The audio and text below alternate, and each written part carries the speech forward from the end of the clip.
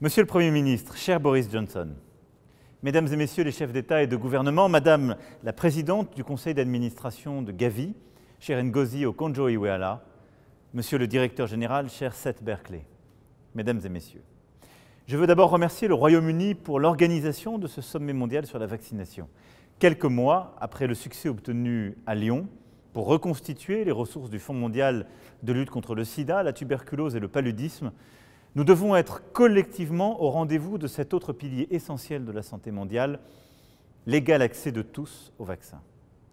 Il y a 20 ans, l'Alliance du vaccin est née d'une idée simple qui a transformé des millions de vies, rendre accessibles de nouveaux vaccins efficaces et fournir ainsi aux enfants du monde entier une protection contre les maladies infectieuses. Faire en sorte que tous, quel que soit le pays où ils naissent, aient un égal accès aux vaccins d'importance vitale. Ces 20 ans écoulés, c'est l'histoire de femmes et d'hommes qui se sont engagés pour que cette idée devienne une réalité en réunissant les acteurs publics et privés, en alliant leurs forces pour accélérer et faire la différence sur le terrain. C'est l'histoire d'une génération qui a pu ainsi être mieux protégée et construire sa vie. 760 millions d'enfants vaccinés, 13 millions de vies sauvées.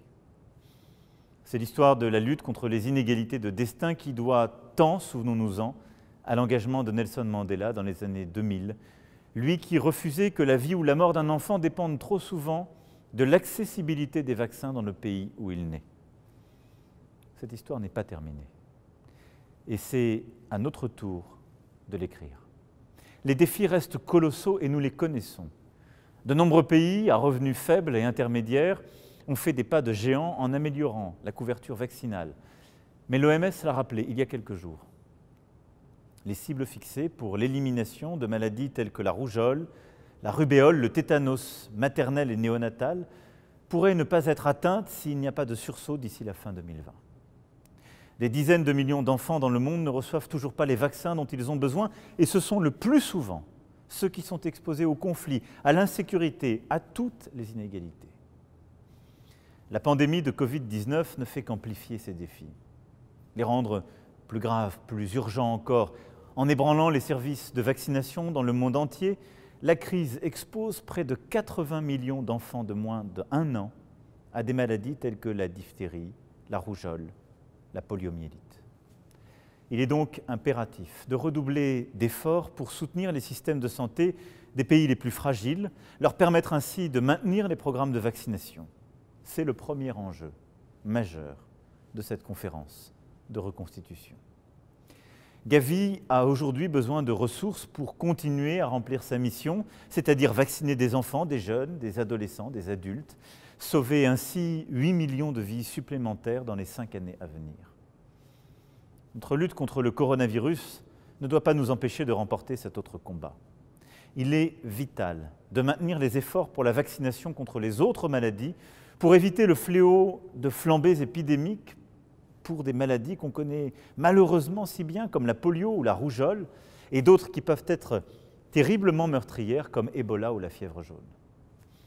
La France prendra toute sa part à cet effort, qui doit être historique pour répondre aux enjeux qui sont devant nous, avec un effort additionnel de 250 millions d'euros, qui porte notre contribution totale sur le cycle qui s'ouvre de 2021 à 2026 à 500 millions d'euros, et qui vient s'ajouter à notre mobilisation renforcée aux côtés de l'Organisation mondiale de la santé, du Fonds mondial et des systèmes de santé africains.